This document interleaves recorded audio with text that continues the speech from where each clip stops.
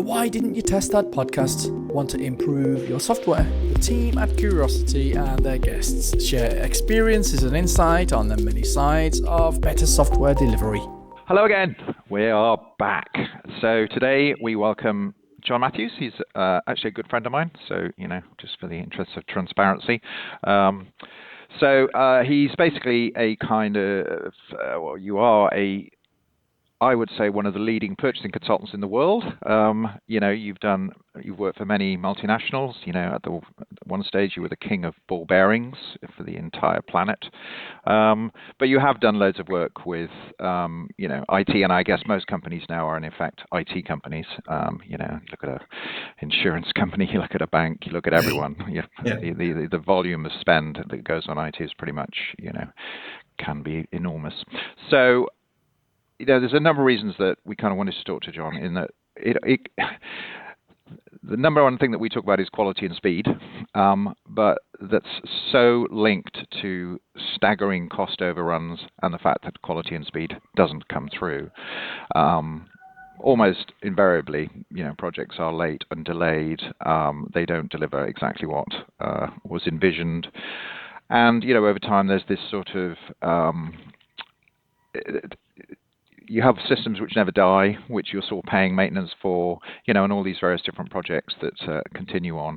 Rich obviously worked for, financial institutions, so his input in terms of how purchasing flows through to IT projects and how it's all seen together, I think is a very interesting. We find it fascinating because obviously we're selling to large corporations, and John's insight of how people think about us. And actually, we should probably talk about that, because you did say to me once about the idea of a good purchasing team should be able to recognize the different types of vendors, and I'll just give you a nudge to, because I thought that was a very, very good point. We're not all big massive corporations, and how do companies? I think the first thing to recognise is procurement do recognise and spend between direct expenditure, where they own the budget. So, ball bearing, when you're making something, is a direct material, right? And the buyer is in control. Indirect expenditure, of which IT is one of the prime examples, marketing's another, all the HR services are another, all the professional services are another, are indirect expenditure. Good procurement people recognise that they don't control that spend. The budget holder controls the spend. The budget owner owns the spend. Therefore, their task is to influence by being credible and by putting in powerful processes which work for the stakeholder. If the processes don't work for the stakeholder, if the stakeholder is sufficiently senior, they will ignore them, right? So fundamentally, you've got to recognise you're not in control. All you have is influence. And the second thing you've got to do is then make that influence positive and helpful, right? By showing that you add value. If you don't add value and you're seen as being a blocker, they'll just reroute themselves around you. And that does create all sorts of problems of speed and quality, because they're not going through a process that will make sure there's quality, make sure there's speed. And in procurement, most people start as direct material buyers, right? Certainly they did in my early experience.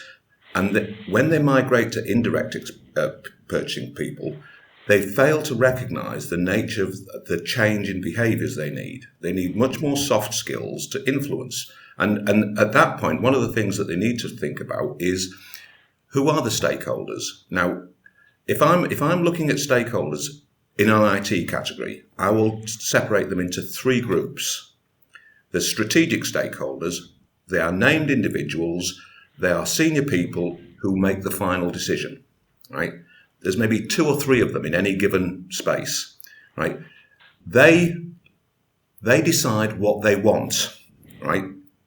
But quite often they decide what they want without really knowing enough to be able to make that call. There's then other people, high impact stakeholders, who don't have the final decision, but are very persuasive and powerful with the strategic stakeholders because they're seen as subject matter experts. Maybe it's because they're not necessarily subject matter experts, but they've known the strategic stakeholder for a long time, and the strategic stakeholders values their wise counsel. those are the people you've got to get to. If you can't get to them, the strategic stakeholders can make any decision they like without thinking, right? Because they don't know enough and they just want that. I mean, the word, for example, if a CEO wants Boston Consulting Group, right? You're not going to stop a CEO as a procurement person using Boston Consulting Group by saying, no, we should use X because they're better. You get nowhere. If you can get to high impact stakeholder who can influence that CEO, there's a possibility you can change that decision. You can change their thinking about what is needed because they become more nuanced in what they're thinking about. And the final group of stakeholders, and this is where people get really hung up. So strategic stakeholders are named people. High impact stakeholders are named people. You can see them, you can touch them. They are real people.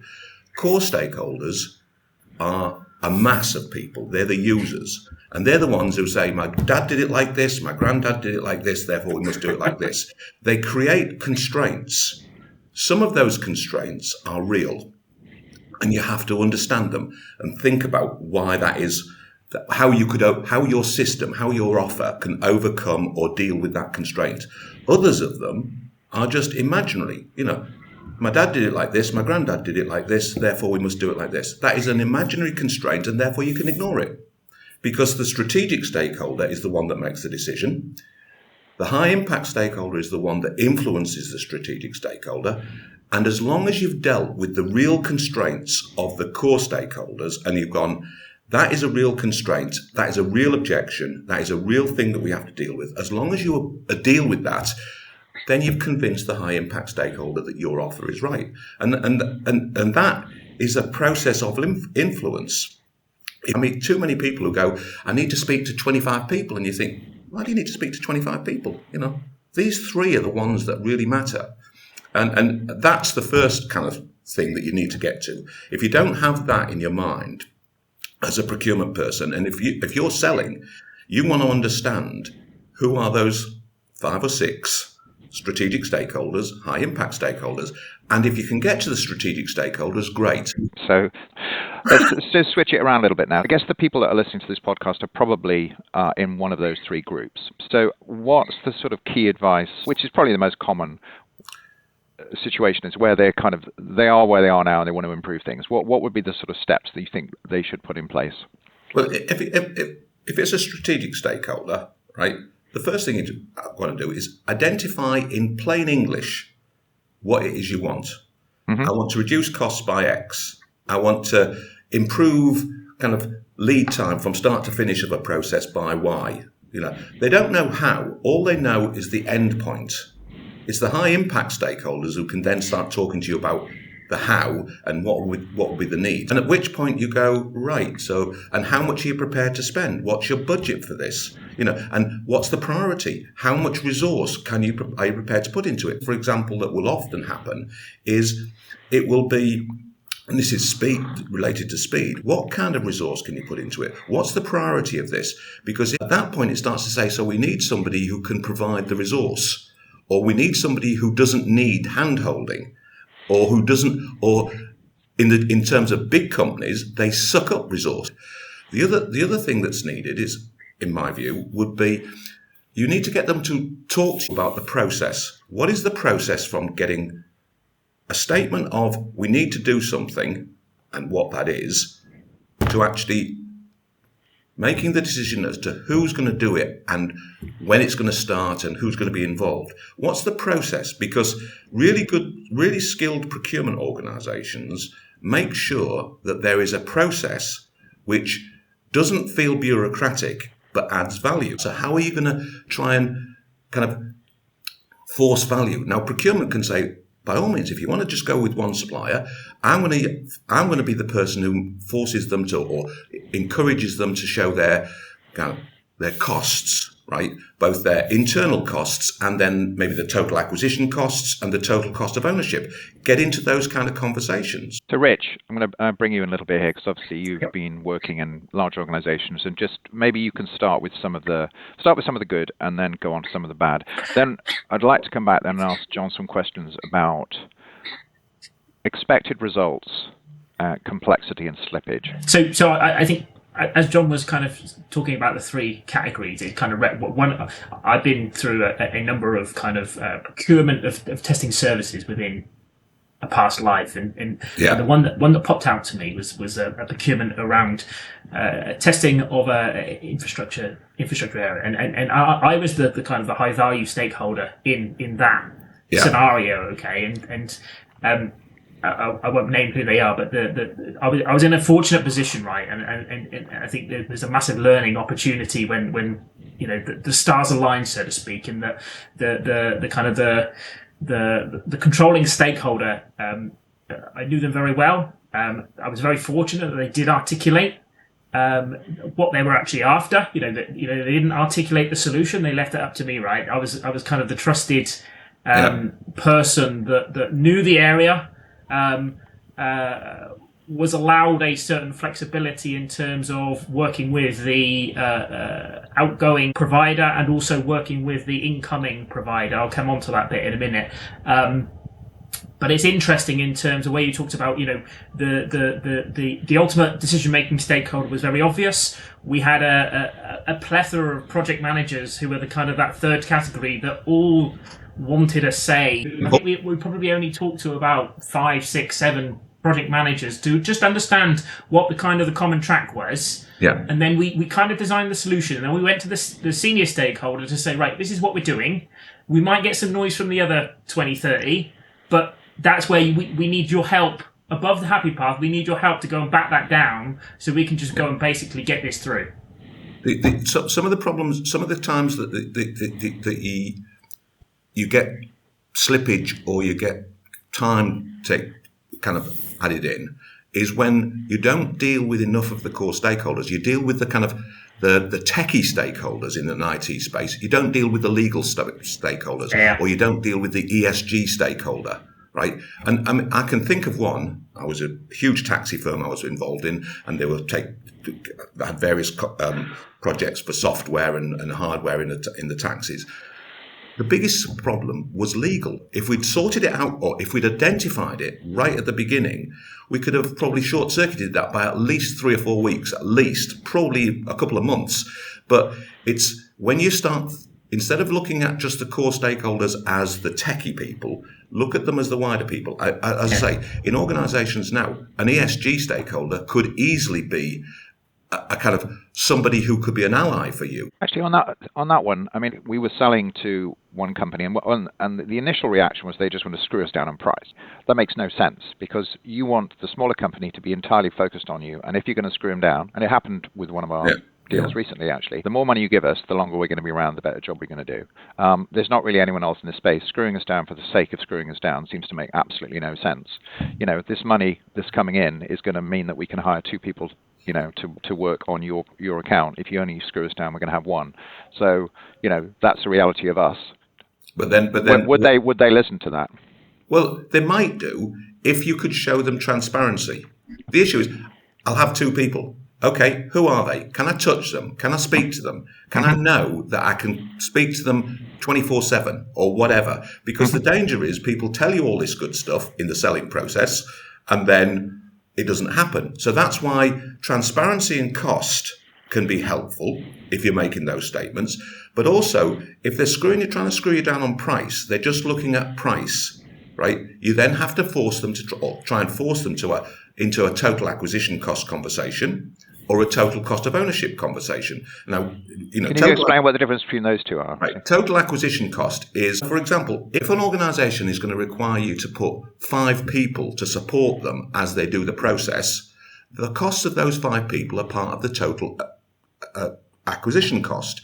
If you only required 1.5 people because you don't need as much hand-holding, you've got 3.5 people's costs. You can go, look, you've just lost that cost. It can do other stuff. Right. So total acquisition cost is up to the point of you getting the thing in place.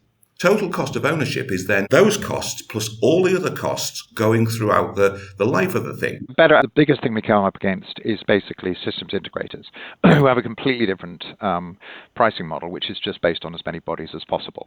So they will absolute quote that the total cost of ownership, is going to be 2 people, and that's it.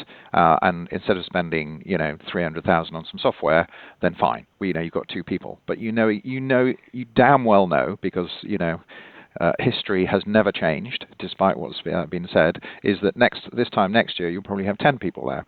And those people also, they don't share knowledge, so you can't unplug them because they've basically retained that knowledge inside, in effect, not your organization, and they don't feed information back. So that is one of the probably our biggest issue in terms of, and I think this is a truism of the management of cost, which then comes down to the delivery, which then comes down to the groups of people that are going to be given it and their motivation. That goes back to the high impact stakeholders, because what you should be doing is, if you think that's the case, you should be saying to those high impact stakeholders and the procurement people, when you're going through the process, are you asking questions like this? The problem with a lot of procurement processes is they ask very anodyne questions. Have you got a health environmental policy? Right. As a purchasing consultancy, I get asked if I've got an environmental policy. Yes, I drive a Prius. Move on. I'm a purchasing consultancy. Do I have a health and safety policy? Yes, I do. I avoid danger. You're asking me questions that have no relevance to me, right? If I was a construction company, those 2 would be really relevant questions, and I'd really be asking much more detail. So in the case you've just said, you say, can you tell us what guarantees do you provide that the 2 people that you say will start will be will be the same 2 people over the next 2 years and will not increase? Do you provide any cap on the number of people used, so that if 10 people are required, we will charge us no more than 3?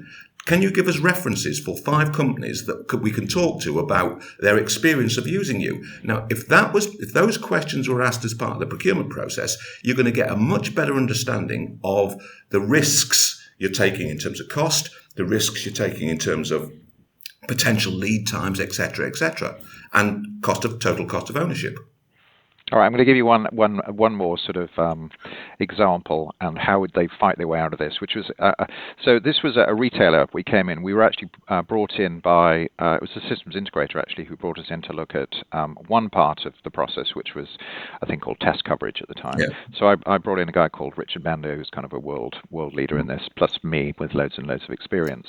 Now, the way that the company operated, I mean, they're a retailer, so they absolutely screw costs down. If you're trying to sell them potatoes, they will, they're just genius at this. But when it came to IT, it was utterly staggering, the money that they were throwing out the window. And the problem was that no other IT companies could get in, because all their IT budget was spent on this one SI. And what they did is they would have these very woolly requirements, okay?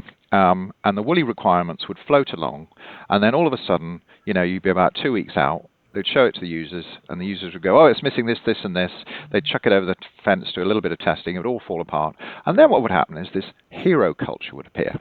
And the hero culture would then, everyone would be working like 100 hours a week, working all weekends, magically at double time and all of this stuff, and then they'd get the release out the door, and everyone would have a big party, and then they'd they would send off awards. They'd all award each other prizes when they'd go to London to as these great heroes that got us over the line. Whereas a release should just quietly go in. It should have planned it, should have been organised. They should have known exactly what they wanted, should have done all the stuff up front. They should have been able to do all the testing, design all the testing, got agreement on the user stories and push it through.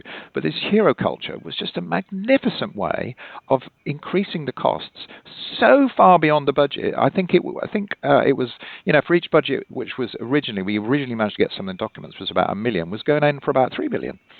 So, it's extraordinary. The difficulty you've got, it's a totally different set of thinking. So the danger is that what you're getting is people going, I don't want to not use my budget, because if I don't use my budget, it will be cut.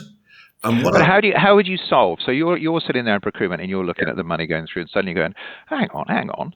What's going on over here? I'm seeing $1 million, and then I'm seeing $3 million, and this is happening every quarter, and it's happened for the last 3 quarters. What's going on? How would you, say you were brought into that procurement company and said, right, what would you then go to do to try and fix that? So the next quarter it was $1 million.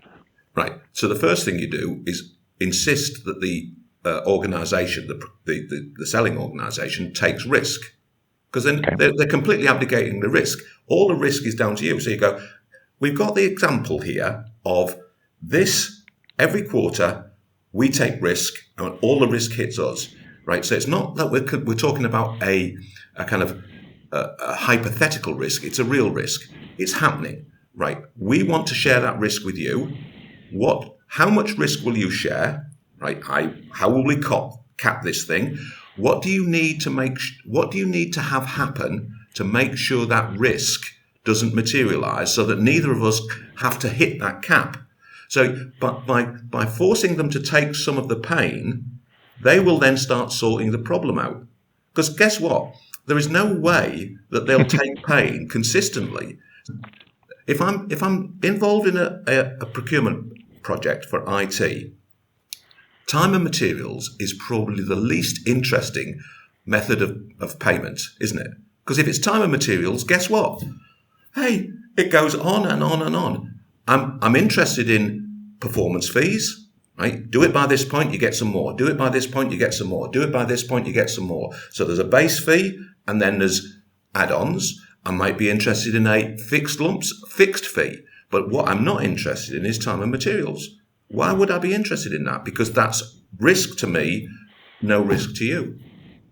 So this goes back to total cost of ownership. If it's done within 3 months, right, not 6, those additional 3 months are worth X to us. We, the procuring organisation, they're worth $100,000. We'll give you $30,000 of that. Just we'll share it 70-30. It's a gain sharing, and it's gain sharing and risk sharing. If it's not done in 3 months but it's done in 6, guess what? You're going to do 3 months' work at your expense. Those should be the kind of conversations that are happening. If they're not happening, that's because either procurement don't have influence, right, and they're talking into a void, saying these things, or they're not a very good procurement organisation. They have influence, but they're not saying the right things. So we'll give them out your number at the end so they can contact you, John. Right? No, that's fine. Don't worry about this. I mean, to a certain extent, one of the things that we're all about is we're about modelling what you want up front and getting an agreement, which is, we have a thing called Modeler, which I think you may have seen. And that's great because it actually clarifies people's thinking. And then what we do is we can then create the test cases to say this is our expected results. And also we can create the data for you at the beginning of the development process. Now, once you've got that bundled up into a nice little world, you can actually outsource it. So you can actually push that off. If you want to send it off to Slovakia or India or whatever, we're giving you a very clear mandate. And what will come back is something that should be able to pass all those test cases, user cases, and so forth. Then it comes back, you give it to the user a bit, and he goes, I was a bit wrong here. But they're going to be about 5 to 10% wrong, not 70% wrong or 30% wrong, which is where the hero culture comes from. So that's our mantra. Now, to do that, you need to do stuff up front. And that's the problem that we come in. Now, can procurement, bizarrely, we come across a couple of really good procurement people. So I'm not sure whether they've been on one of your courses or something, but they seem to be very much more organized, and they seem to be more interested in talking to, as you say, the lower level stakeholders, and getting them to think a little bit more strategically, and not just, I've been told to reduce budget by 20%, and they're just thinking, well, then in that case we just won't buy the software. We're just, because I can get it done by the end of this quarter with these 3 guys who promised me that they'll do it. Yeah. And so there's two things there.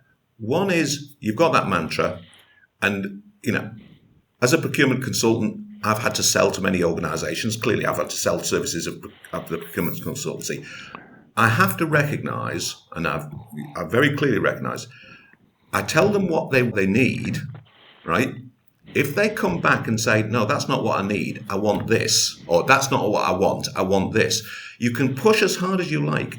At the end of the day, if the organisation you're dealing with, at the level you are, say, I want this, even though I knew on a number of occasions when I was selling to big multinationals, what they needed was this, what they wanted was this, guess what? I'm not a saint. I sold them what they wanted. If, however, you want to try and actually sell them what they need and do the right job for them, the best job for them. Your task is to get to those high impact stakeholders, right? And convince them about the process. And when you say you've got procurement people who are good at it, right, who appear to be good at it, they are getting to those high impact stakeholders. They're talking to them. They're getting the needs defined up front. And the reason for that is because they're credible, right? If I go up to I often say, don't out-geek the geeks. What I tell them is I've got a process by which we can ensure that we get the best value. So my skill set is complementary to theirs. Sometimes procurement people try and out-geek the geeks. They go to the IT people and go, we need to use Fred, or we need to use... No, that's irrelevant. I don't know who you should use. I know how to get the best out of the marketplace because that's my skill set, right? And that is how those procurement people who you've described as, helpful and good maintain their credibility. They don't try and compete with the budget holders. Another one is that a lot of IT projects are moving from one system to the other. They've been to the SAP conference. Oh, this looks great. It's got every bell and whistle, and we love it, and it's green, and it's and I can get something on my phone at the weekend to tell me what's going on, and it's just genius in terms of that. But when it sort of comes to migrating from one system to the other, which is probably about 40% of IT spend. We're moving from one system to the other. What usually happens, it gets halfway through, maybe even 2/3 of the way through, and it gets cancelled, or they make it all the way over, but they didn't quite get all the functionality we want, so they keep the old system around, so they end up paying two. This is happened, in certainly the last 20 years. That seems to be the kind of the way of the world. The number of, I think the famous one, it was Deutsche Bank, this is fairly public, so it's mine. So where they ended up with SAP banking and their mainframe banking system, and the idea was to move them off it, and they cancelled that after sort of 2 years. Now, one of the things which would seem to be bleeding obvious from my point of view is that whenever you embark on a migration, you need to be utterly brutal from a purchasing point of view to have nails in. You do need to talk to a geek, and you do need to talk to some experts on this, and to say that there are certain points we need to reach where we agree that we reach that point. Everyone agrees we reach that point before we move on to the next stage. Because what will happen is all bits are left behind, and then you're sort of at the end, and you still haven't migrated the data. This happening with a big radio company in the US at the moment, and they've done a fantastic job of one bit, but they haven't done the other bit. So it's not done. So what are they going to do? And I suspect they may end up with bits of the old system because they've sort of forgotten about that. So if it's a spend of over this, some of these spends are in the hundreds and millions. How would you just tell them that you've got to have these gates? And at that stage, we're going to say, it's over. This isn't going to work. What will be the decision criteria at each decision point, right? And if they haven't mapped it out, then quite clearly there is a gap there, right? And what you've just described is people talk about price and procurement. I've been accused of being a price monkey on a number of occasions. Procurement are just price monkeys. That's all they're interested in. Well, yeah, my name is Price, so that's fair. But fundamentally, if all you're focusing on is price, you're focusing on a very small element of the overall cost. So one of the things you should be thinking about is demand management.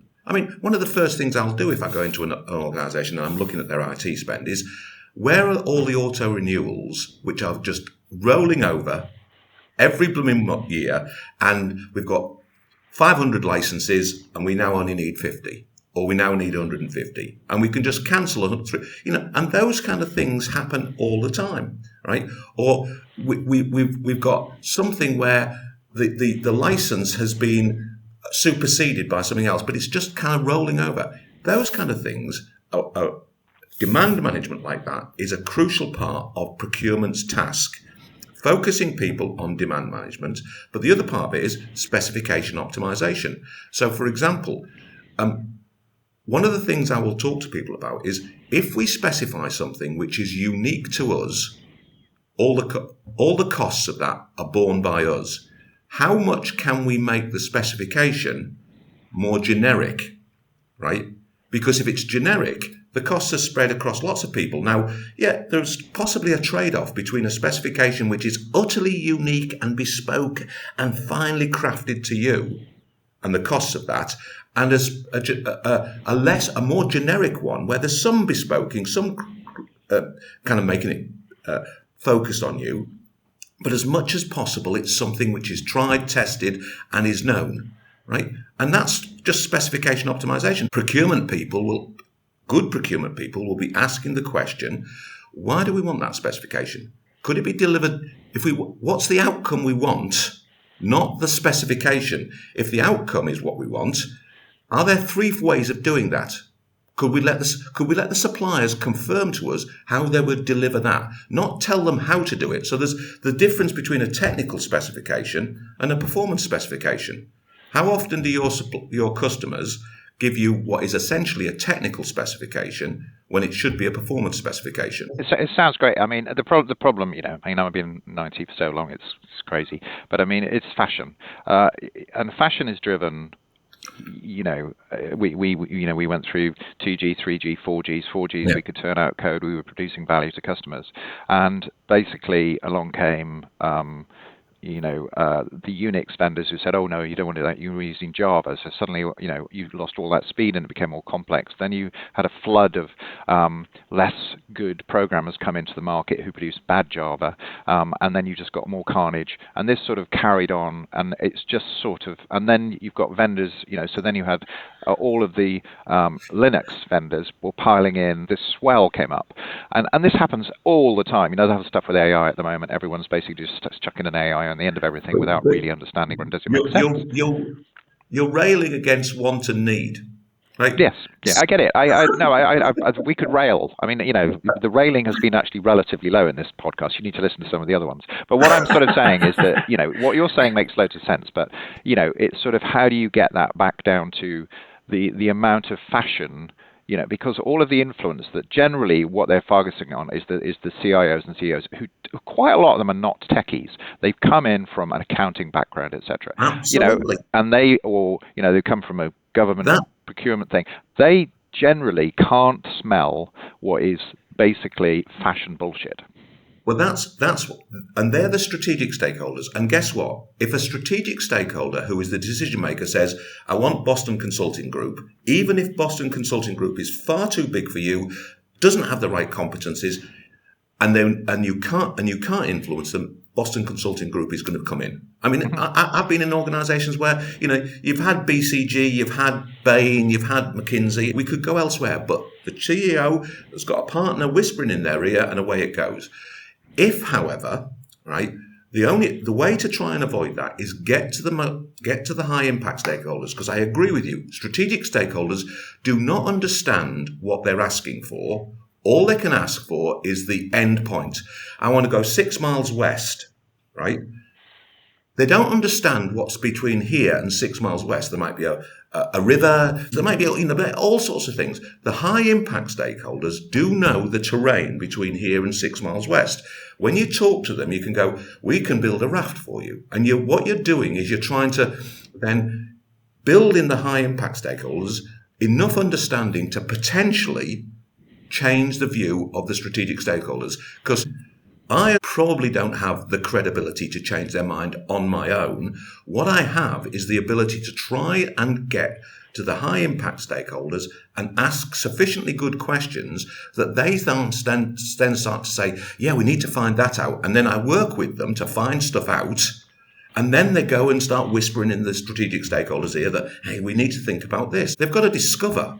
Right, you've got to help them discover. Rich, come on, we've got to wrap this up now. So, Rich, got a few thoughts on a few questions left for John. I guess one angle I'm particularly interested in is obviously, they're trying to nail down the specification. Picking on Hugh's example around a migration, inevitably you're going to get some known unknowns and some unknown unknowns in the process, and absolutely, to your point around kind of the shared risk kind of conversation. Where do you go to try and face into those inevitable problems around the known unknowns and the unknown unknowns? How do you share the risk on that, or don't you? Well, you've got to ask. The interesting thing, you've got to ask really open-ended questions. I mean, Just to give you a bit of techie jargon, RFI, RFP, RFQ. 3 stages in a procurement process. RFI asks questions, which is trying to bring you down from a long list to a short list. If you're interested in R&D, don't ask, do you have an R&D department? Because everybody's going to say yes. Ask the question, how many papers have you published in journals X, Y, and Z? Is it 5? Is it 2? And then you can hone it down. And then when you get to the RFP, ask very open questions. Yes, no. If it's 5, you're in. If it's less than 5, you're out, right? The questions in an RFP have to be much more analog, right? Have you experienced this in a process, and how did you manage it? What issues would you expect us to be dealing with, and why? And how would you expect us to kind of deal with that? And what then tends to happen is some firms will just cut and paste a huge, they'll take from the thing, and you get a kilo of proposal. But it's essentially a kilo's worth of cut and paste. When I get those, I look at them and think, you haven't listened. If I get something that's less, but actually specifically answers the question, right, I'm much more interested, because those people have thought about it. Well, I would say that on the problem that with those is that you get the same question answered in about 14 different ways. So the security teams get involved. So they've just cut and pasted their 57 security questions, right? And 42 of them don't apply. And then the other teams, it is actually the same answer to kind of with maybe a slight twist on it. So it's because they don't really have the technical knowledge that sometimes those RFPs just come out and they're just there's too much. They're asking too many questions. You could probably get it down to, I could probably get one down from say maybe 400 questions to less than 100 pretty easily. And make those questions much more open-ended. The vast majority of questions in an RFP should be, how would you do this? What issues do you see? When would this occur, and how would you manage it? And those questions, if asked really pertinently about concerns you have about speed, have you ever used a performance fee contract? What happened in that performance fee contract, right? What issues occurred in that performance? You need to make them more specific than that. But what you tend to get is some organisations, certainly the bigger organisations, often come up with, a kilo of proposal. It's that thick. Yeah. It's just the same old. I'm interested in, and this is where my skill set comes in. I'm saying, I want to see somebody who's looked at this, thought about it, and has thought about us as a customer, not us as just one of many. Because guess what? If we're one of many, we're going to fit to them. If we're one of one, they're going to fit to us. And that's where I'm looking for. And that plays to your scale, right? Because, the big guys, and this is the public sector, consistently goes for those big organisations, the Sercos, the Capitas, the G4Ss, because they produce those things, right, that thick, and it answers all the questions. When in actual fact, they'd be far better in lots of cases going for the smaller organisations who actually do the job properly for them, rather than just answer the questions that are asked in an RFP process, right? Mm-hmm. And as a small organisation, I stopped trying to bid for public sector work because it was just too painful. It was pointless. The idea is small organisations are risky, right? You're never going to get fired for going with McKinsey. Right, that kind of nonsense. Unless McKinsey fires you. But fundamentally, I'm just working with an organisation at the moment who is in the IT space. They're quite small, and I'm going to them, why would you go to an organisation that big to do this? Because you will be their 700th biggest customer. You will get no focus. They will not try and kind of treat you as an individual. You are just a unit. I mean, the classic is the idea of salespeople look at their segment their customers into growth customers, core customers, exploitable customers, and nuisance customers. Right? Nuisance customers they're prepared to get rid of. Right? Yeah. You're too much like hard work. Please go away. When I train buyers, I'm going, Look at how this organisation is going to see you. If you are the 700th biggest customer, do you think you're going to be a core customer? Unlikely, right? Do you think you'd be exploitable? You might just get away with being exploitable, but the probability is because you're so small, you'll be a nuisance. So guess what? They'll give you what they give you, and if you don't like it, it's like on your bike. Well, why would you do that? It's just, and that scale issue is one which they can create internal competition, right? Even if you've got a 5-year contract, if you've got 4 people doing the same thing in 4 different areas, right? You've got internal competition. You're not performing, Hugh, right? Sorry. And I'm doing exactly the same thing as I'm doing with Rich, and he's performing. So it's not me, it's you. That is a much more powerful conversation than you're not performing, and you're the only game in town because I've got a 5-year contract with you. Will you please perform? And they go, yes, we will, and then don't. I think that's a very good note to leave things on. John? Fascinating. We will be issuing a description of, on your bike. Bollocks for an American audience is rubbish, by the way. So we will have we will have some cliff notes for our American friends explaining John's idioms. I apologise now. Great to chat with you again, John. Thanks a lot, Rich. Thanks for listening to this episode of the Why Didn't You Test That podcast. To continue the conversation, head over to curiositysoftware.ie. And don't forget to subscribe for more episodes.